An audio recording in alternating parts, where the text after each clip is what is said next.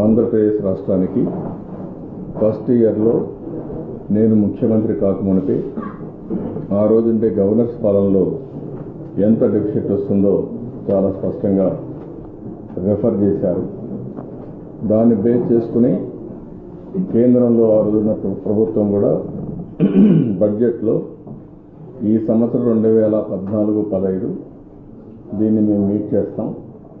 2015-16 నుంచి finance commission వస్తుందని చాలా స్పష్టంగా చెప్పడం జరిగింది. అదే విషయాన్ని సిఏజీ కూడా కన్ఫర్మ్ చేశారు. ఫైనాన్స్ కమిషన్లో కూడా చెప్పారు.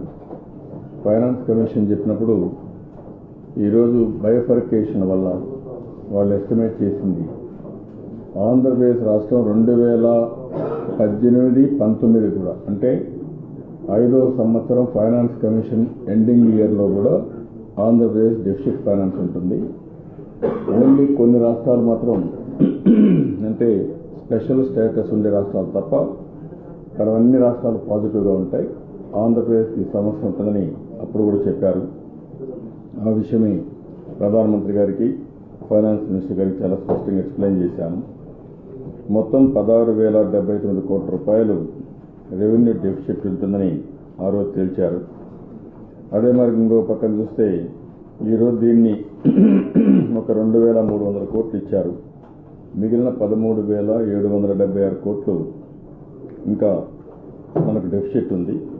దీనివల్ల అనేక సమస్యలు కూడా వస్తున్నాయి. ఫస్ట్ ఇయర్ 13,776 కోట్లు వచ్చింది కాబట్టి రెండోది ఈ సంవత్సరం కూడా మళ్ళా డెఫిసిట్ ఫైనాన్స్ వస్తూ ఉంది. ఫైనాన్స్ కమిషన్ ఇచ్చినటువంటి అవార్డు ఇంప్లిమెంటేషన్ వచ్చిన తర్వాత కూడా ఈ డెఫిసిట్ ఫైనాన్స్ మనకు కంటిన్యూ అయ్యే అవకాశం వస్తూ ఉంది.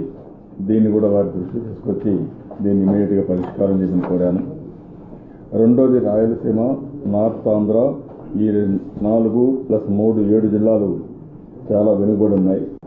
దీనికి ఆ రోజు చెప్పింది కోరట్పూట్, బోలంగిర్, కలహండి స్పెషల్ ప్యాకేజ్ ఎట్లయితే ఉందో ఆ లైన్స్లో ఇస్తామని, అదే మరిగా బుందేల్ఖండ్ స్పెషల్ ప్యాకేజ్ అని ఎంపీ అండ్ యూపీ ఇచ్చారు.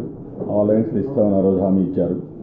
లాస్ట్ ఇయర్ 50 కోట్లు ఒక జిల్లాకి ఇచ్చారు. ఈ సంవత్సరం మళ్ళీ ఒక 50 కోట్లు ఒక జిల్లాకి ఇవ్వడం జరిగింది. అట్లా కాకుండా ఒక 200 crores ఇవ్వమని చెప్పి ఈచ్ డిస్ట్రిక్ట్కి రిక్వెస్ట్ చేశాం.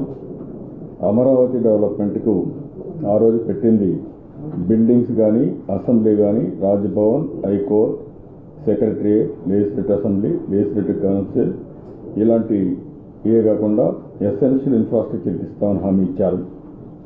అది కూడా ఈరోజు ఒక 850 కోట్లు రాజధాని డబ్బులు ఇచ్చారు. ఒకసారి 500, ఇంకొకసారి 350 కోట్లు ఇచ్చారు. ఇది కాకుండా లాస్ట్ ఇయర్ 1000 కోట్ల రూపాయలు విజయవాడకి, అదే మరి గుంటూరుకి స్పెషల్ గ్రాంట్ కింద ఇచ్చి, ఒకటి డ్రైనేజ్ కోసం, రెండోది వచ్చి అక్కడ డ్రింకింగ్ వాటర్ కోసం ఇవ్వడం జరిగింది. నేను వారిని కోరింది ఈ యొక్క సిటీ కట్టాలంటే చాలా ఖర్చు అవుతుంది, ఇన్ఫ్రాస్ట్రక్చర్ ఉంది, దీనికి స్పెషల్ గ్రాంట్ ఇవ్వాల్సిన అవసరం ఉందని చెప్పి రిక్వెస్ట్ చేశాం. ఒక 4,000 కోట్ల రూపాయలు ఇమ్మీడియట్గా 16-17 బడ్జెట్లు ఇవ్వమని కూడా రిక్వెస్ట్ చేశాం. మెట్రో ప్రాజెక్టు విజయవాడ, విశాఖపట్నం దీన్ని కూడా స్టార్ట్ చేశాం. దానికి కూడా గ్రాంట్ ఇవ్వాలని చెప్పి కోరాను. అమరావతికి 100% excise duty exemption for period of 10 years. All commercial production కన్నిటికి మనీ, 100% ఇన్కమ్ ట్యాక్స్ ఎగ్జంప్షన్ ఈ మనీ ఇన్ ది ఇనిషియల్ స్టేజ్లో 5 years. తర్వాత 30% for companies and 25% for other companies for further period of 5 years అని రిక్వెస్ట్ చేస్తాం. క్యాపిటల్ ఇన్వెస్ట్మెంట్ సబ్సిడీ 15% ఇమ్మని plant and machinery పైన కోరాం. అది కూడా మ్యాక్సిమం 1 crore సీలింగ్ పెట్టుకొని, ఇవన్నీ కూడా ఒక స్పెషల్ ప్రాజెక్టుగా అమరావతికి ఇస్తే తప్ప అమరావతి ప్రాజెక్ట్ టేక్ ఆఫ్ కాదు. ఇప్పుడు సవాల్ నేను చేయలే, మీ ప్రశ్నలోనే లోపం ఉంది కాబట్టి ఇప్పుడు ఈ ప్రశ్న నన్ను కాదు అడగాల్సింది, ప్రశ్న కేటీఆర్ని అడగండి. నేను సవాలు విసరలే. మీరు మళ్ళొకసారి రికార్డులు చూడండి. ఒకవేళ నువ్వు కోరుకుంటే తెలంగాణ భూభాగంలోనే కాలు పెట్టకుండా తెలంగాణ విడిచి వెళ్లిపోతా.